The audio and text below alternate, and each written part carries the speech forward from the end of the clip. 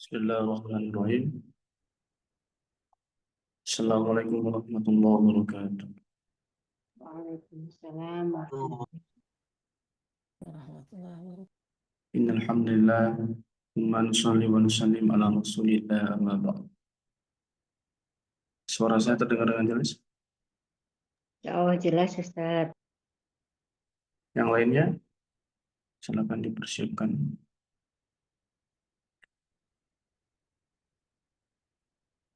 Nah,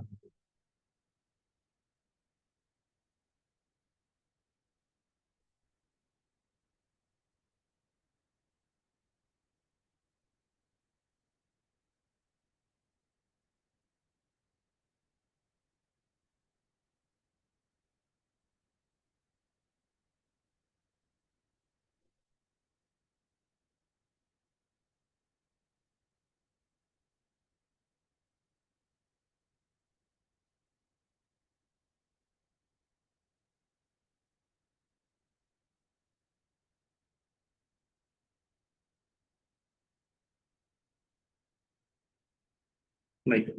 Bismillahirrahmanirrahim. Qala musannif rahimahullah ta'ala wa nafa'ana bi ulumihi fid dharain insyaallah amin amin ya rabbal alamin. Silakan para yang ikhwan bisa di on cam.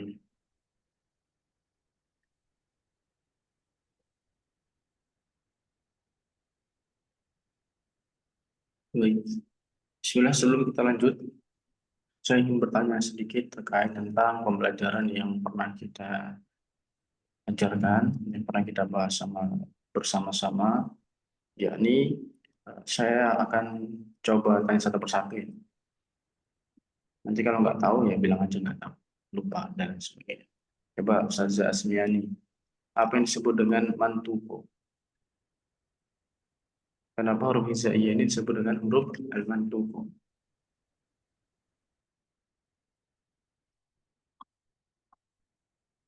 Kenapa kira-kira?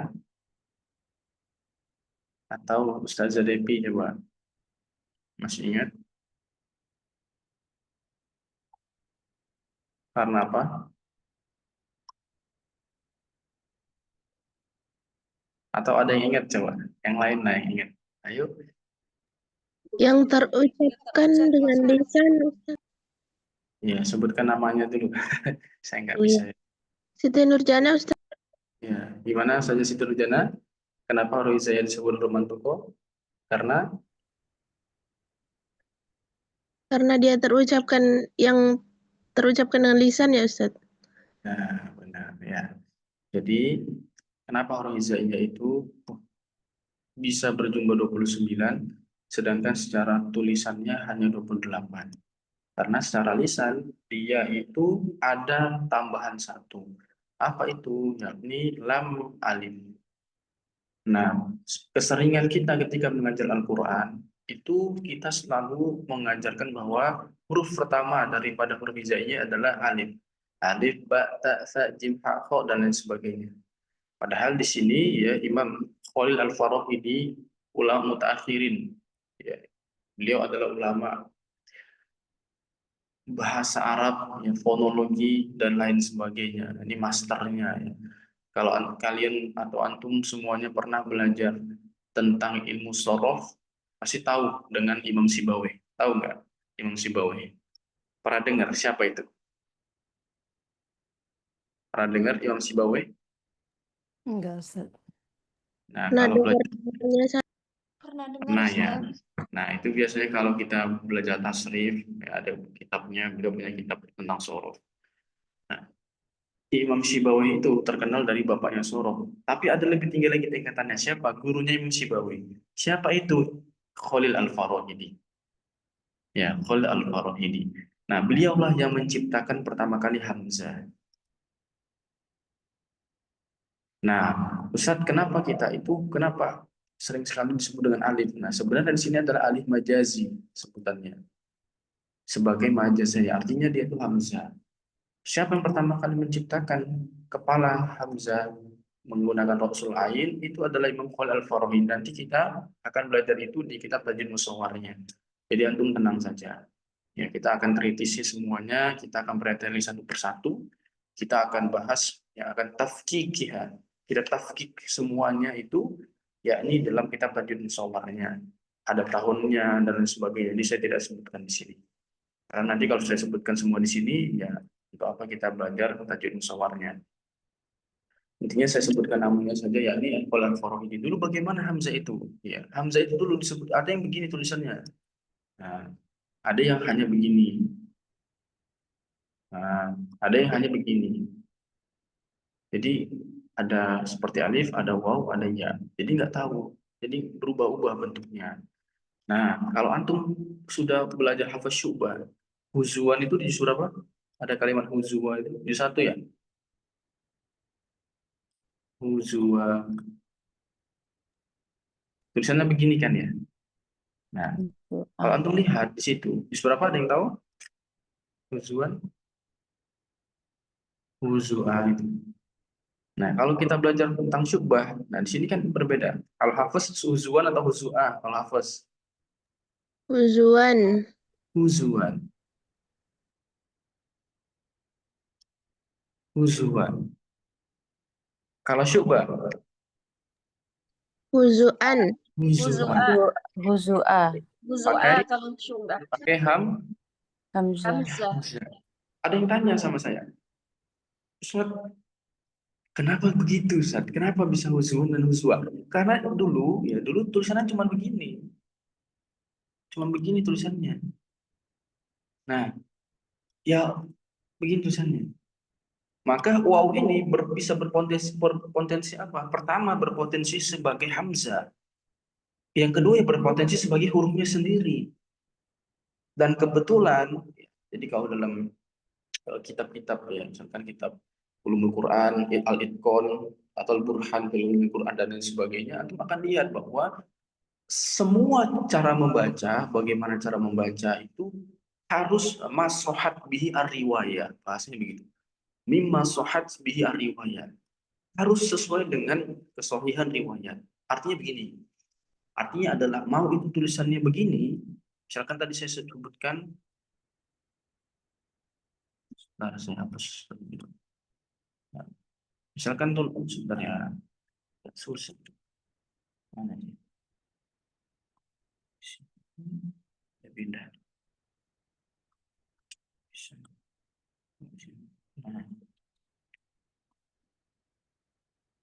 Nah, jadi begini, ketika tulisan yang ada di Al-Quran, jadi ketika tulisan ada Al-Quran adalah begini, maka orang akan kebingungan.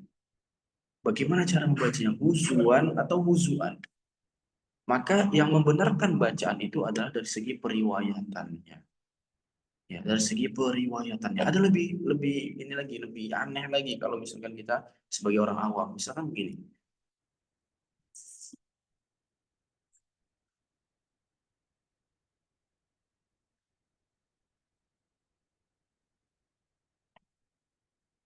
Kon ya, saya pakai, nah ini. Kan ini kan jelaskan as-sirat, ya, as-siratun ya, as-siratu. Jelas ya. Tapi ada yang membaca sudah jelas lafadznya so, ada yang membaca dengan zai. Az-ziro, az-ziro. Ah, itu lebih aneh itu. Ya, az-ziratun. Nah, yang sudah belajar asyarah pasti sudah tahu. Tulisannya so, bacanya zai. Bacanya zai. Kok bisa begitu? Ya seperti itu. Yang penting mimma sohat bihi riwayat. Itu dibenarkan daripada segi periwayatan. Dulu tidak ada yang namanya, jangankan huruf shad. Nanti kita belajar tadi musyawarahnya. Kita belajar sedikit aja. Yang terkait tentang, misalkan dulu tidak ada, apa namanya, tidak ada, kita nggak tahu. Ini lafadznya apa dan lain sebagainya. Maka orang-orang yang dengannya Al-Quran turun, artinya mereka bersama dengan Rasulullah. Al-Quran turun, mereka bersama dengan Rasulullah. Al-Quran turun, mereka menerima periwayatan daripada Rasulullah. Maka kita akan melihat apa yang kita lihat. Maka kita akan lihat dari segi apa, Ustaz? Dari segi periwayatannya mereka masing-masing. Ya, dari segi periwayatannya mereka masing-masing. Tadi sama berpotensi disebutkan huzuan dan huzu'ah. Ternyata keduanya dikonfirmasi benar. Kenapa? Pertama adalah wa di sini bisa disebut dengan hamzah karena dalam ayat lain juga begitu. Ya. Ada yang mengatakan ya ayyuhan nabiyyu. Ada yang nabiu. Ya, nabi. Nah, ada yang menulisnya nabi. Kan dulu nggak ada tanda nah biar apa nggak ada fathah kasroh kan nggak ada dulu. Nah, jadi ketika tulisannya nabi, nah ini berposisi nabiu dan nabiu berpotensi dua. Ya, dalam Al-Quran. Nah, kalau kita baca qiraat, ternyata kedua-duanya dibenarkan oleh riwayat. Nabiyu, tadi kan saya bilang, Hamzah, ya Hamzah di sini itu bisa bisa berbentuk seperti alif, bisa berbentuk dengan waw, ada ya.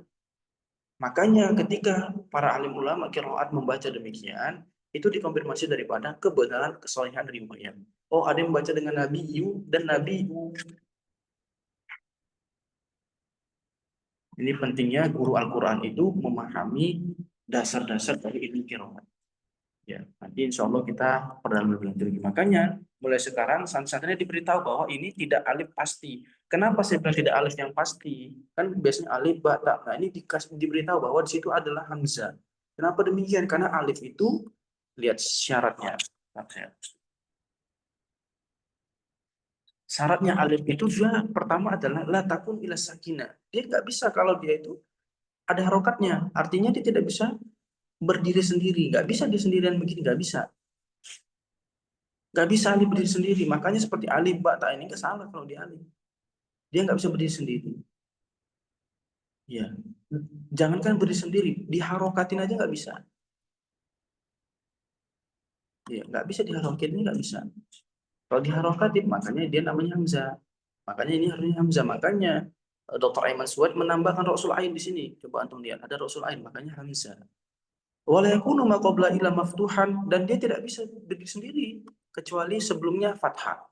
Makanya di sini sebutkan lam alif. Itu pun disebutnya dengan la, nggak bisa dengan li atau lu, nggak bisa la. Ya, ini harus kita membahas ini. Baik, sampai sini ada pertanyaan atau saya lanjut dulu? Lanjut dulu ya, biar cepat selesai kita. Baik, kita masuk kepada al-makhraj ar-ra'isyah lil huruf ar-rabiyyah. Ini kita bahas ya daripada al-jauf. Ya, al-jauf ini gampang kita lihat aja daripada gambar. Sebentar, saya yang ini. Nih.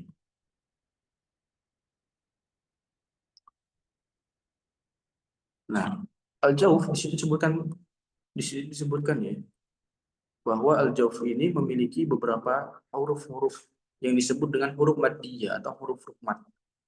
Khola'ul halqi wal fami.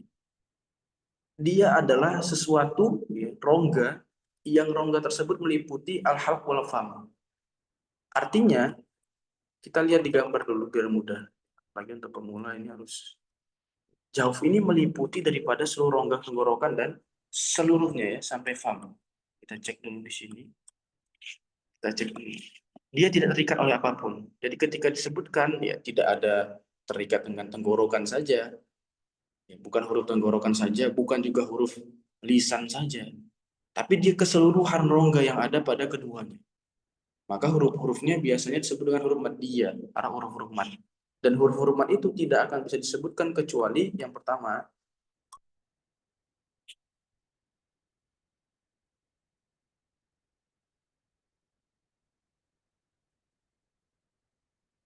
yang pertama adalah fathah sebelum daripada apa? Sebelum daripada alif. Nah, ini tadi saya sebutkan kan. Alif ini harus begini. Misalkan la, a, ya, dia tidak apa? Dia misalkan syiddah, misalkan kayak ain lah di tengah. Nggak ada seperti itu. Dia tidak tertahan apapun. Ya, dia mengalir saja. U, I.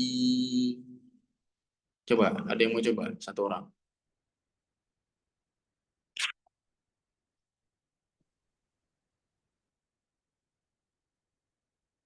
Coba usaha Bu Edi, usaha Bu Edi. Coba. A,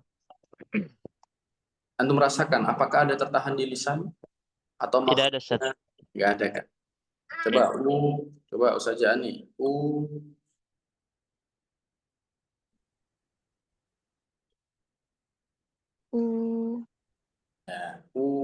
ada tertahan Ustaz kira-kira? Atau dia syiddah? Nggak ada. Coba Ustaz Citra coba Citra hari ini.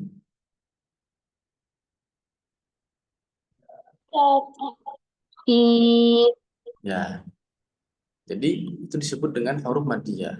Ya, jawab. Biasanya nanti lebih mudah itu ketika ada gambarnya. Jadi kita akan tahu bahwa kalau bagi teman-teman yang sudah pernah belajar, artinya sudah pernah tahu, itu sudah mudah. Oh ya, dia melewati seluruh enggak. Tapi kalau misalkan bagi teman-teman yang baru, maka perlu belajar daripada gambar. Maka di sini, baik di sini ataupun nanti di tajwid musyawarnya itu lengkap ya. Saya coba cek sedikit, biar antum bisa cek.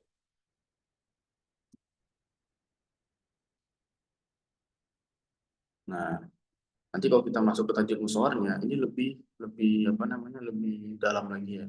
Ini yang kita pelajari ya, jauh, al-haq, al-fam, al-khaysyum. Nah, nanti ada gambarnya, sama gambarnya, dia akan dijelaskan juga. Nah, seperti ini. Nanti itu makanya aqsamul halq, misalkan kita berbicara tentang huruf halqi, ya bagaimana sebenarnya halq itu. Jadi misalkan kita begini ya, kita belajar tentang huruf syiddah misalkan. Sifat syiddah itu apa? Tertahan. Tetap ternyata pada prakteknya gigi juga ada. Jadi nanti kemarin ada yang tanya sama saya, Ustaz, kita kapan belajar tentang tajwid dasar? Ya di tajwid musyawarah itu dasar. Cuman kemarin kan baru pembukaan. Nah, semuanya nanti akan ada di sini. Insya Allah semuanya akan kita pelajari lebih lanjut. Nah, ada prakteknya ketika kita mempraktekkan huruf-huruf, misalkan huruf hamzah. Nah, kita tahu ada namanya sifat syiddah ketika mempraktekkan beberapa huruf. Nah, tapi ya, jadi dia ada rawatibnya. Jadi rawatibnya apa? Ada yang benar-benar pita suara itu tertutup rapat, nggak ada rongga sedikit pun. Ya, nggak ada rongga sedikit pun. Ada yang dia sedikit berongga, tidak rapat dan lain sebagainya. Nah, itu harus kita tahu. Misalkan begini. Nah, nanti ada yang dia tutupnya rapat ketika mengucapkan huruf syiddah. Apakah semua syiddah rapat? Tidak semua syiddah rapat. Tidak semua syiddah. Tidak semua syiddah itu hurufnya rapat dan lain sebagainya. Nanti insya Allah kita akan belajar lebih detail lagi. Jauh al-halq.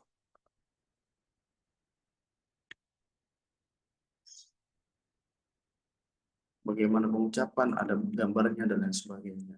Jadi saya berharap ya kita nanti insya Allah lebih detail lagi. Misalkan pengucapan huruf alif al-baddiyah, lidahnya pun diberitahu begini lidahnya. Kalau waw agak sedikit naik. Ya.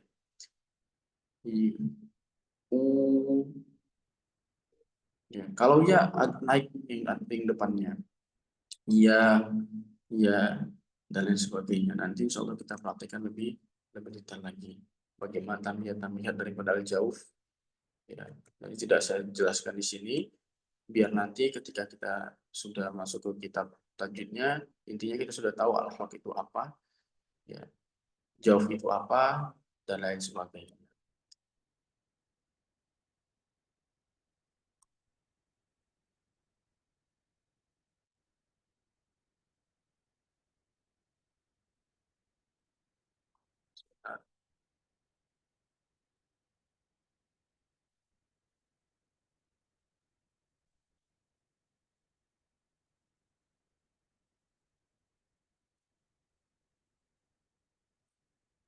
Yang kedua adalah al-halqu. Apa itu al-halqu?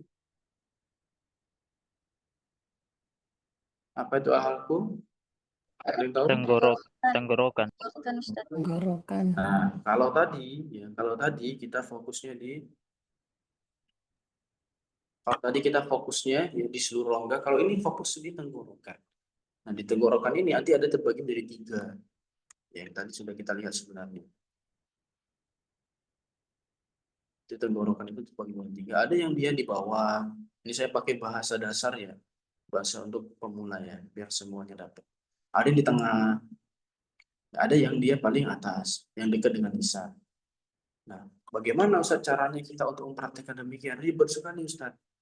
Allah Subhanahu wa taala berfirman, "Inna sam'a wal basara wal fuadak." Dari guru saya itu dulu ketika saya mengaji, ketika talaki kepada beberapa masyayikh, maka yang pertama kali mereka ucapkan kepada saya adalah inna sam'a.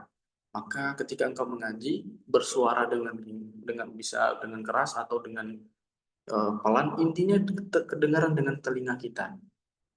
Bismillahirrahmanirrahim. Terdengar. Boleh juga pelan. Bismillahirrahmanirrahim. Kenapa harus didengar? Inna sama wal basara. Kita fokus ke sama dulu. Kenapa didengar? Pertama adalah kita harus mengetahui apakah makhraj daripada yang kita sebutkan itu suaranya yang keluar benar. Ya, misalkan ketika kita mengucapkan huruf hamzah, siratal ladzina an. Ada orang baca hamzah dengan ain, na'am. Maka pertama kali yang mendengar yang merasakan apa? Inna sam'a kuping kita. Maka ketika mengaji itu jangan hanya lewat saja. Bismillahirrahmanirrahim. Alhamdulillahirabbil alamin arrahman. Enggak boleh. Harus didengarkan dengan baik. Yang kedua al-basar. Ya, basar itu apa artinya? Penglihatan, pemahaman, pengetahuan. Jadi tidak hanya inna sama wal basara tadi, tapi pemahaman kita bagaimana misalkan hamzah itu sifatnya apa saja. Bagaimana sifat daripada ain, makhrajnya di mana. Jadi ketika kita mendengar di plus yang ditambah dengan pengetahuan makhraj yang benar. Pengetahuan sifat ardhiyah yang benar, pengetahuan sifat tahsiniyah yang benar. Bagaimana kita mau mengecek kebenaran kalau kita nggak ngerti? Maka selain pendengaran yang bagus, yang harus kita dengar dengan bagus, yang kedua adalah bagaimana pengetahuan tentang ilmu tersebut. Oh, syafatain itu huruf yang dari bibir. Nggak ada urusannya huruf istilah dimonyong-monyongkan, nggak ada huruf istilahnya. Atau mau ke masyayikh manapun ya, misalkan mengucapkan bismillahirrahmanirrahim, nggak ada seperti itu. Itu Iya, tidak ada demikian. gatal loh ya. Nggak ada urusnya syafatain. Oh, ro itu urusannya di mana? Oh, di lisan. Oh, ternyata ro itu hanya di lidah. Makanya kalau misalkan antum lihat Dr. Aiman Suwad kan karena sanad saya sampai kepada beliau. Maka kalau antum lihat bagaimana ucapannya Bismillahirrahmanirrahim Ar-Rahman, bukan waladu. Oh, Bismillahirrahmanirrahim. bisa dipikir tolong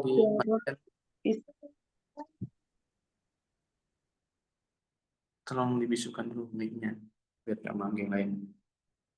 Oh, ternyata huruf ini daripada huruf-huruf yang keluar dengan sifat jauh misalkan. Ya, tidak ada urusannya dengan khaysyum dan lain sebagainya atau al-harfu ain. Ain itu sifatnya di mana? Ada yang tahu huruf ain di mana sifatnya? Makhrajnya di mana? Tenggorokan. Di mana? Ain? Tengah tenggorokan. Tengah tenggorokan. Tenggorokan. Tapi ada sebagian dari kita yang baca ngan masuk ke hidung. Ngan, ini kan nggak make sense, nggak nyambung. Hurufnya di tenggorokan, tapi keluarnya dari khaysyum. Nah, bagaimana caranya Ustaz? Saya pemula banget Ustaz. Bagaimana caranya untuk berbaiki itu? Tadi, pertama inna sam'a. Didengari dengan bagus bacaan kita. Ya bisa mungkin kita merekam dulu, alhamdulillah, atau nanti kita bisa mendengarkan dengan bacaan tahqiq, bacaan yang pelan. Nah, yang kedua, basor. Antum harus tahu. Artinya basor itu bukan hanya sekedar penglihatan, tapi pengetahuan. Antum mendengar, berpengetahuan yang benar. Hamzah itu sifatnya di mana? Makanya saya bilang berkali-kali dengan beberapa asatidz yang sudah profesor, ya sudah doktor, mohon maaf ya, tapi bacanya masih jauh. Karena Al-Quran ini nggak bisa, kalau antum cuma bisa bahasa Arab saja, nggak bisa. Harus praktek. Nah, maka saya sampaikan kepada beliau adalah, mau antum profesor, mau antum doktor, Ustaz, kalau misalkan baca Qurannya nggak benar, orang akan menganggap antum kurang agamanya. Kenapa? Karena Quran itu puncaknya. Ya, kalau sudah fasih Qurannya, insya Allah orang akan yakin kepada antum. Kalau tidak fasih, Kalau bagaimana? Kan hudalil mutatil. Itu kan kuncinya kan di situ. Banyak ya, banyak khutbah Jumatnya bagus. Ya. Tapi ketika imam nggak bagus. Kenapa? Karena Al-Quran itu butuh biryadul alsun. Ya, watakwimil alfat. Kedua sifatnya. Yang pertama adalah latihan dengan lisan berkali-kali berulang-ulang. Yang kedua adalah takwimil alfat. Kalau sudah tahu, oh saya salah ini, maka diperbaiki terus lafadznya. Makanya tadi harus jeli dengan pendengaran, dengan pengetahuan. Bagaimana cara belajarnya dari awal Ustaz Hamzah? Dari satu aja. Hamzah itu dari mana sifatnya apa saja, bagaimana cara pengucapannya ditulis dengan benar, ditempel aja di kamarnya. Kalau misalkan susah ngafal, tempel, dia setiap hari dilihat.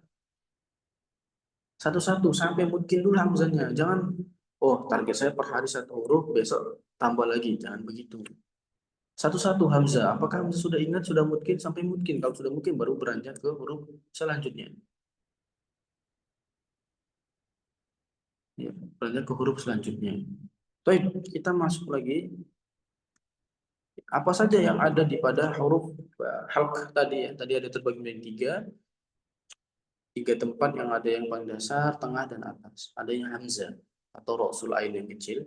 Huruf H, ada Ain, ya Ain. Ya, kalau antum mengucapkan Ain, kalau masih masuk hidung, masih sumbing, sumbang ya, bukan sumbing. Apa bahasa Jawanya kalau masuk hidung itu? Bahasa Indonesianya apa biasanya? Senggau apa? Sengau. Apa bahasa Indonesia? Tengau. Ngau ya, sengau. Kalau masih misalkan itu baca, misalkan kita fokus ke tahun misalkan ya. A, Hamzah di bawah, yang paling dasar. A, A'u, A'u, A'u, A'u, A'u. Nah, belum dengar, nggak akan berganti suaranya kalau lafadznya benar. A'u, A'u. Kalau masuk hidung, ya saya masukkan hidung nih. A'u, A'u. Terasa? Terdengar dengan jelas sengaunya? Terdengar Ustaz. Ya, jelas. Coba ada yang mau mengajukan diri, coba. Saya mau dengar tautnya tuh. Satu orang dulu. Yang ikhwan dulu, yang ikhwan on cam. Saya mau dengar tautnya tuh.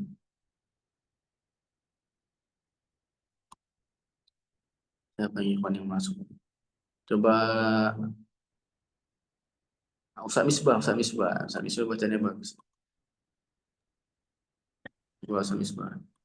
أعوذ بالله من الشيطان الرجيم أعوذ بالله Pelan-pelan. Coba. Saya أعوذ mau lihat bibirnya dulu. أعوذ بالله. Nah, ini dia. Jadi kalau ini kan kita ke Dr. Aiman Suwad, antum akan dapat sanad tajwid musawwar sampai kepada pengarang.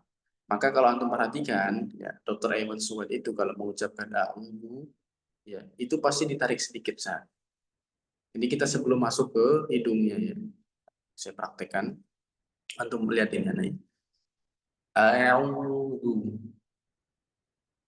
A'udzu.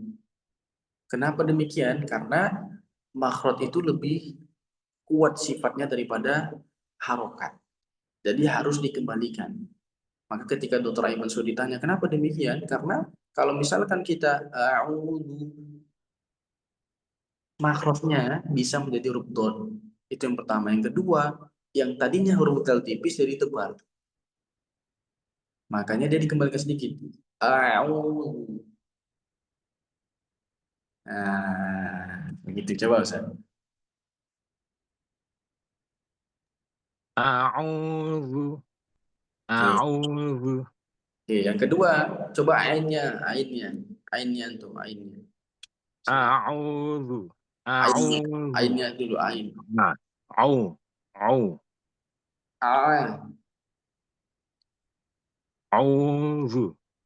Ainnya aja saja. Coba. Coba ditutup hidungnya, Ustaz. Masuk. Tidak berubah, Ustaz. Oke, coba Ustaz Abdullah.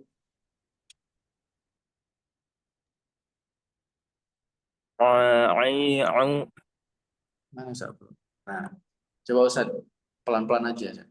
Ah, ai, au. Terasa sedikit di hidung ya. Coba ditutup hidungnya. Nah, masih terasa suara hidungnya. Nah, ini harus latihan. Ya. Nah, kalau sudah tidak terasa, misalkan masih senggau, masih bergetar hidungnya, itu artinya ada suara yang keluar dari khusyuk. Nah, ini harus hati-hati. Ya, ini bagaimana Ustaz cara menyempurnakannya? Ya harus belajar.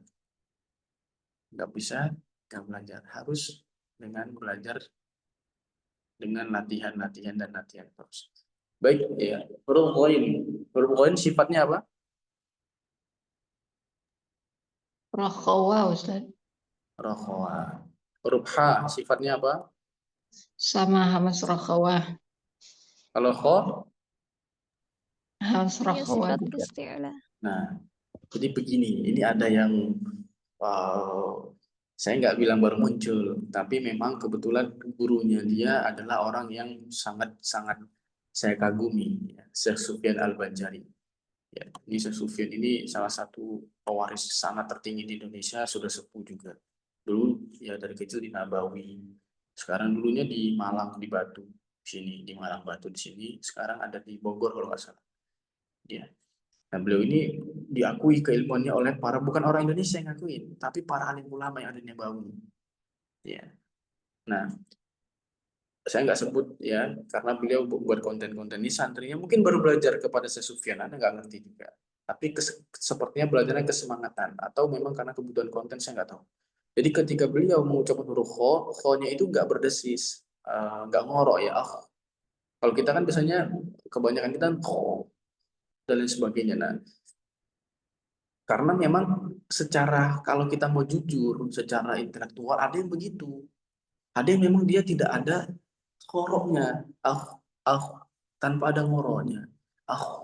Ada yang ada yang tanpa ngorok. Memang kalau mau jujur demikian. Dan Syekh Sufyan tadi, ya beliau adalah orang ya salah satu pencetus yang membawa daripada bacaan khonnya tanpa ngorok. Nah, antum misalkan sudah tahu begitu kan, saya lihat di komentar-komentarnya ya, ketika beliau buat konten itu banyak yang aduh ternyata selama ini saya salah. Padahal banyak masih dari Syam dan yang sangatnya juga tinggi yang bacanya pokoknya ngorok. Ya. Jadi orang-orang awam atau kita kan guru yang ilmunya masih setengah-setengah, belajar setengah-setengah, akhirnya merasa bahwa oh, baca saya salah ya. Nah, ini fatalan orang-orang yang baru tahu ilmu langsung disampaikan ke khalayak umum. Memang ada yang pokoknya ngorok, tapi ada yang memang nggak ngorok. Dan itu memang daripada mimma sohat bi riwayat, memang dibenarkan dari segi periwayatan. Jadi mau antum pakai ngorok, mau antum nggak pakai ngorok, silakan. Kalau saya, bagaimana Ustaz? Saya pakainya yang ada ngoroknya, bukan yang bersih, benar-benar tanpa ngorok. Saya dari dulu saya talaki dari Mesir dan lain sebagainya itu semuanya pakai ngorok. Tapi ngoroknya enggak, bukan yang apa namanya, yang keras begitu ya, bukan begitu juga. Tapi ada dosis ngoroknya tadi ya.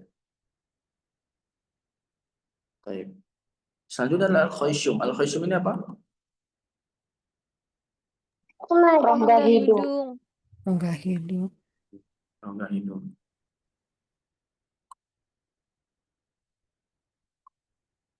Kita sudah bahas hal, ada juga al-khaysyum. Ya.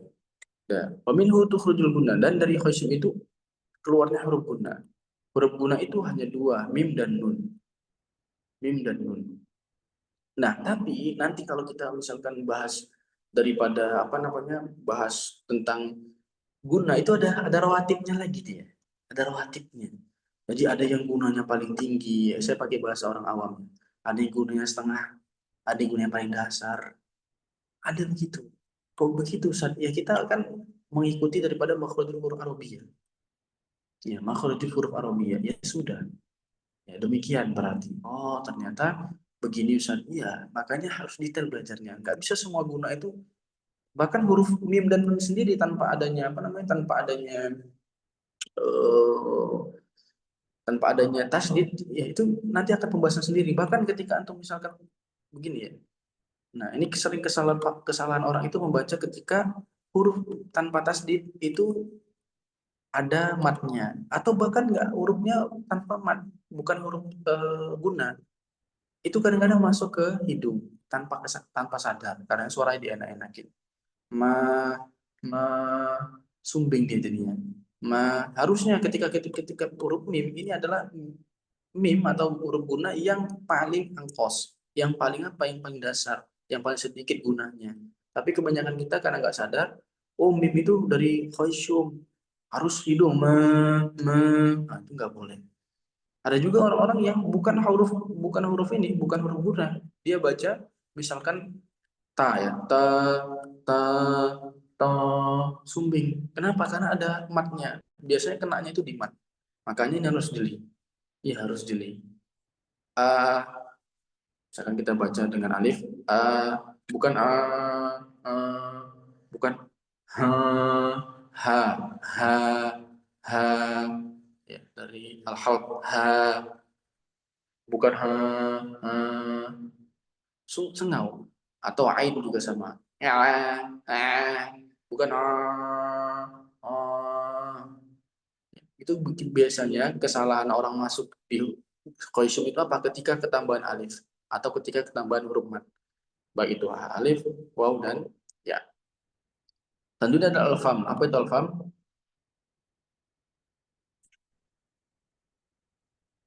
Apa itu alfamu? Mulut. Mulut. Nah, di sini nanti yang paling banyak. Ya, yang paling banyak yang insya Allah nanti akan kita pelajari sangat detail di sini. Alhamdulillah. Nanti insya Allah ya, targetnya semester ini kita akan mungkin hari ini atau besok saya akan pastikan tanggalnya. Jadi semoga antum nanti bisa mengosongkan waktu. Jadi saya butuh waktu 3 hari ya. Nanti insya Allah kita pakai tiga sesi. Jadi insya Allah nanti pagi, siang, dan sore atau malam. Nah itu saya butuh 3 hari. Mungkin dari hari Jumat, Sabtu, dan Ahad. Ya, nanti untuk daurah internal. Nah, nanti untuk daurah internal kita pakai kitab Tajwid Mushawwar. Nah, insya Allah nanti kita akan lakukan itu setelah kitab ini selesai, pada ujian tengah semester. Nanti setelah ujian tengah semester, kita akan daurah 3 hari khataman kitab Tajwid Mushawwar. Ya, daurah kitab Tajwid Mushawwar. Nah, itu nanti saya mohon ya, kalau bisa sih antum masuk full, kalau tidak bisa nanti bisa cek di rekaman. Jadi saya sudah kasih dari sekarang, nanti saya butuh waktu hari Jumat, Sabtu, dan Ahadnya antum. Itu cuma sebulan, mungkin per semester cuma 3 hari itu aja saya minta waktunya. Kita pakai 3 sesi, pagi, lalu nanti siang, satu lagi malam. Ya, jadi dipersiapkan. Jadi misalkan keluar tanggalnya, kalau bisa di situ nanti insya Allah mungkin saya kasih jeda waktu sebulan atau 2 bulan. Nah, nanti antum di situ bisa ya izin kepada pimpinan pesantrennya dulu atau pimpinan pondok dulu, karena nanti setelah itu kita ujian, setelah ujian nanti akan pemberian sanad daripada tajwid musawarnya. Ya. Nah, kenapa Ustaz ajarkan ini? Karena ini dasar. Misalkan paham itu apa? Ya, oh ini daripada mulut itu sendiri. Mulut itu ada banyak, al-a'la, al-lisan, al-asnan, asyafatain, dan lain sebagainya. Artinya antum sudah tahu, oh al-haq itu apa? Apalagi yang baru belajar. Oh begini, begini. Nanti ketika misalkan kita bahas tajwid mushawwar dengan daurah itu, insya Allah tidak bingung. Dan apakah nanti Ustaz efektif, Ustaz? Pembahasannya bisa pelan-pelan ya, efektif. Karena saya sudah mengajar itu, insya Allah tidak terburu-buru membacanya. Lalu full tanya jawab juga nanti. Satu sesi, nanti full tanya jawab, satu sesi full tanya jawab. Yang penting targetnya ketika kita ini kan hanya sekitar 80 halaman. Ini insya Allah untuk luarannya saja. Jadi sebelum kita masuk suatu ilmu, kita harus tahu dulu definisi-definisinya. Dan insya Allah tahu. Oh ternyata begini. Jadi tidak asing lagi. Ya, jadi insya Allah kalau hari ini besok saya berikan waktunya. Jadi nanti bisa izin ke pembina yayasan dan lain sebagainya. Intinya setelah ujian akhir daripada semester. Baik, kita sambung sedikit lagi ya. Saya mau bilang bahwa ketika kita belajar tajwid, maka hal yang paling mudah adalah kita melihat sebuah gambar. Ya, jadi ketika ada orang yang menjelaskan, kita lihat gambar plus nantinya praktek. Misalkan kita lihat daripada huruf-huruf syafatain, karena kelemahan orang-orang yang mengajar Al-Quran, orang-orang dasar yang mengajar Al-Quran tanpa adanya penglihatan gambar atau tanpa adanya praktek yang benar, itu biasanya nanti akan menyalahi periwayatan. Saya agak keras sedikit lah ya. Kebetulan ya, orangnya sudah keluar daripada pesantren kita orangnya. Nah, orangnya ini adalah orang yang belajarnya begitu. Ketika dia belajar dengan guru-gurunya, biasanya istilahnya ini monyong. Ya, istilahnya ini monyong.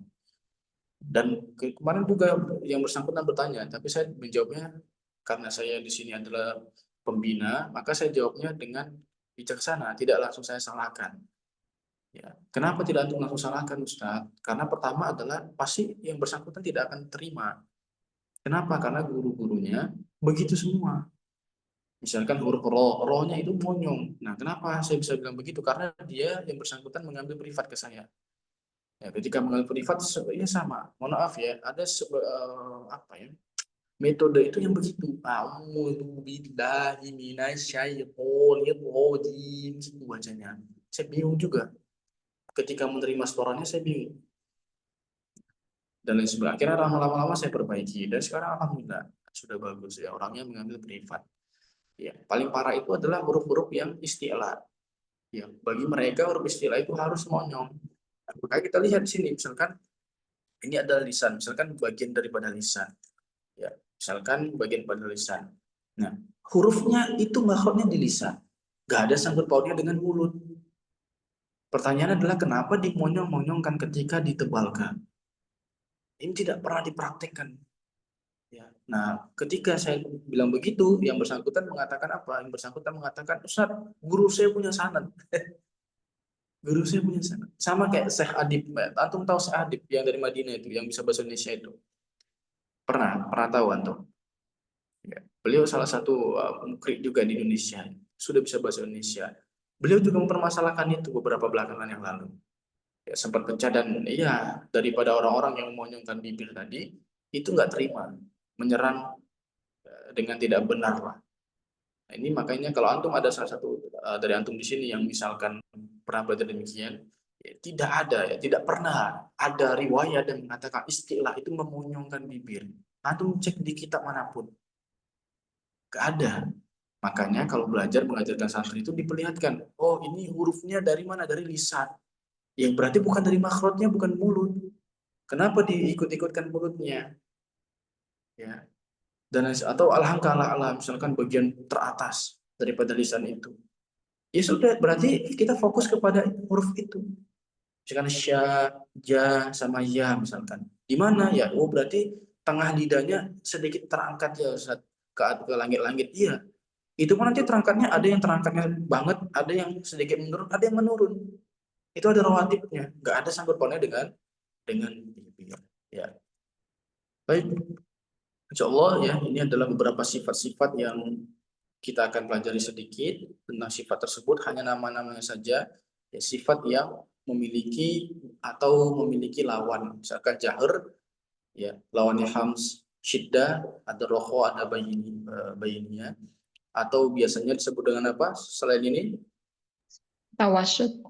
Tawasud, dan lain sebagainya. Baik, barakallahu fikum, insya Allah nanti kita lebih lebih detail di tajwid musyawarahnya. Ini insya Allah hanya tahu, misalkan saya jelas jahar, saya tidak sebutkan seluruh hurufnya, biasanya tapi di bawahnya ada. Yang untuk tenang saja, nanti tajwid musyawarah seluruhnya. Baik, silakan saya baca di kolom komentar dulu. Pertama, Fonsat mohon izin minta diulang lagi berdasarkan huruf ain. Syukron jazakumullahu khairan. Ya, jadi kesalahan di pada huruf ain itu biasanya adalah dia keluarnya masuk kepada lafadz khasyum. Ya, lafadz khasyum. Nah, ini kesalahfatalan. Kenapa? Karena tidak ada sangkut pautnya huruf halq dengan khasyun. Makanya ketika mengucapkan huruf ain harus jelas di tengah tenggorokan. Ba, bukan bukan begitu. Itu latihan. Saya Aiman nggak pakai ngorok, Ustaz, benar. Saya Aiman nggak pakai ngorok, tapi ada sedikit. Nah, yang baru muncul ini ada orang yang benar-benar tanpa ngorok, blas. Seperti huruf H, tapi bukan H. Nah, ini yang makanya saya bilang, misalkan kita menyampaikan kepada santri kita, maka sampaikan secara jujur bahwa ada yang begini periwayatannya, ada yang seperti ini periwayatan, dan semuanya itu dibenarkan oleh segi periwayatan. Mengapa huruf alif menempelnya kepada huruf lam? Nah, ini sebenarnya ada sejarahnya. Ada sejarahnya. Karena dulu sebenarnya kalau kita lihat daripada Khalil Al-Farahidi, ini di Tajid Musawarahnya sudah ada nih saja. Ya, halaman-halaman terakhir. Kalau saya jawab sekarang, coba kita cek ya. Tidak apa-apa ya.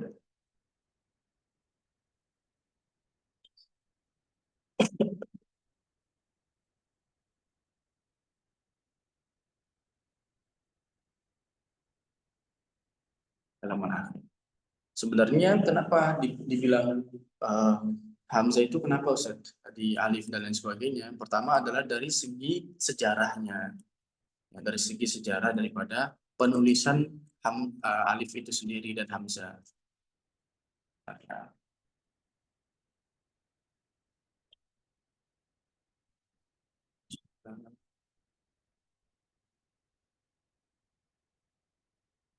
Ya, akhir-akhir ya.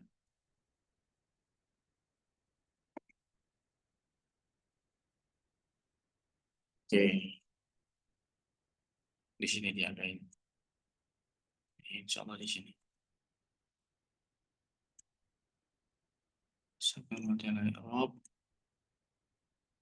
Nah, di sini dia.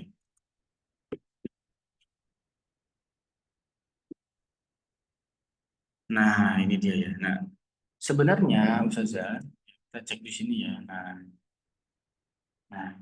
di sini ya kita bisa melihat bahwa sebenarnya kenapa Ustaz? Kenapa pakai alif? Pertama adalah kita bisa lihat bahwa penulisan daripada yatabawwa'u ini begini. Ini dulu ya. Ini sebelum Jamal Al-Khalil dulu begini. Lu'lu'a ya, lu'lu'a ini begini. Yubdi'u ini begini.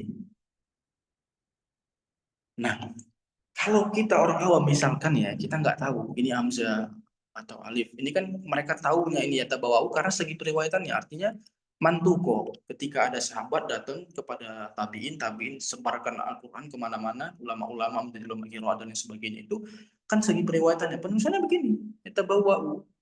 Bagaimana cara mereka bisa membaca? Karena diajarkan dengan lisan. Oh, ini bacanya yatabawwa'u bukan yatabawwa'u.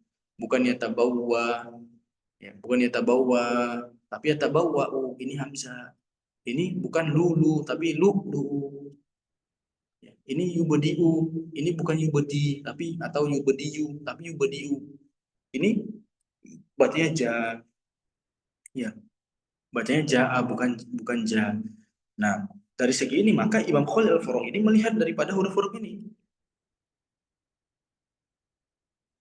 Huruf ya huruf ya. Kalau misalkan di sini disebutkan sebagai huruf hamzah, sedangkan ya itu berdiri sendiri. Ya. Jadi alif, waw dan ya. Ini alif ini tidak punya apa bahasanya? Tidak punya huruf sendiri, artinya dia bukan huruf. Ya. Wow itu huruf wow ya, itu huruf ya itu bisa berdiri sendiri sedangkan alif ini tidak bisa berdiri sendiri, makanya yang dipakai adalah hamzah dari alif. Kenapa? Karena dari segi apa namanya perjalanan proses riwayatan tadi ada 3 tempat hamzah yang dimungkinkan berdiri dengannya. Apa? Pertama alif, waw dan ya. Masalahnya waw ini misalkan dia bukan hamzah dia bisa berdiri sendiri. Wa, wi, u. Ya itu bukan dengan hamzah misalkan bisa berdiri sendiri, bisa ya, yu, sedangkan alif nggak bisa. Kecuali sebelumnya fathah, maka alif dimasukkan ke sini. Itu saja citra. Barakallahu fiik.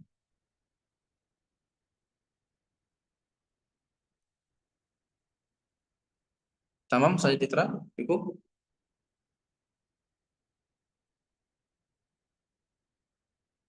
Izin bertanya Ustaz, kunci pengucapan makhraj ya selain nun dan mim agar tidak sengau itu bagaimana ya Ustaz? Nah ini memang apa ya? Memang pertama memang kita harus latihan di hadapan guru, ini nggak bisa. Ini harus benar-benar secara detail, benar-benar talaki yang benar-benar apa ya detail banget, harus terus-terusan. Yang kedua adalah sering-sering dipegang hidungnya. Ya, misalkan ini sifatnya adalah sifat daripada alisan atau daripada al-haq, tidak ada sangkut pautnya dengan jauh, tidak ada sangkut pautnya dengan khusyuk, maka ditekan, ya ditekan-tekan dan lain sebagainya. Mungkin itu yang bisa saya jawab saja untuk di awalan ini. Insya Allah nanti saya akan apa namanya akan share sedikit ya proses pembelajaran santri-santri di sini dalam pembelajaran khusyuk. Ya, begitu saja Cindy, barakallahu fikum. Insyaallah memang khusyuk ini PR bagi para guru, para santri dan sepertinya banyak orang yang memang kesusahan. Jadi teruslah belajar, belajar dan belajar. Terakhir adalah yang saya ingin sampaikan man hurimal usul hurimal usul. Pada siapa yang mengharamkan dirinya belajar yang dasar-dasar pasti tidak akan sampai. Artinya begini, kebanyakan kita ingin cepat, ingin terus, ingin hendak mari kalau bahasa Jawanya. Ya, nggak boleh, harus dasar dulu. Dasarnya harus tahu, artinya hamzah sifatnya apa saja, ain sifatnya apa saja. Jadi jangan langsung Ustaz, saya mau ngaji saya ini tidak langsung dari khusyuk, itu susah. Kalau antum tidak tahu sifat-sifat seluruh huruf hijaiyahnya, maka pastikan antum tahu makhrajnya, antum tahu sifatnya. Setelahnya baru insya Allah pasti nanti akan peka sendiri. Oh iya, hamzah nggak boleh ya. Oh hamzah nggak boleh dari sini ya. Oh ain itu nggak boleh begini ya. Ya kira-kira begitu. Tapi yang paling tepat adalah cari guru talaki yang benar-benar bisa membimbing antum. Kalau bisa yang terdekat lah ya, orang-orang terdekat antum yang memang bisa offline sepekan sekali itu lebih bagus. Kalau misalkan gak ada waktu ya yang online. Barakallahu fikum, kita tutup bareng-bareng. Subhanakallahumma wabihamdika, asyhadu an la ilaha illa anta, astaghfiruka wa atubu ilaik. Wassalamualaikum warahmatullahi wabarakatuh. Waalaikumsalam. Warahmatullahi wabarakatuh. Jazakallah. Wa iyyakum. Assalamualaikum warahmatullahi wabarakatuh.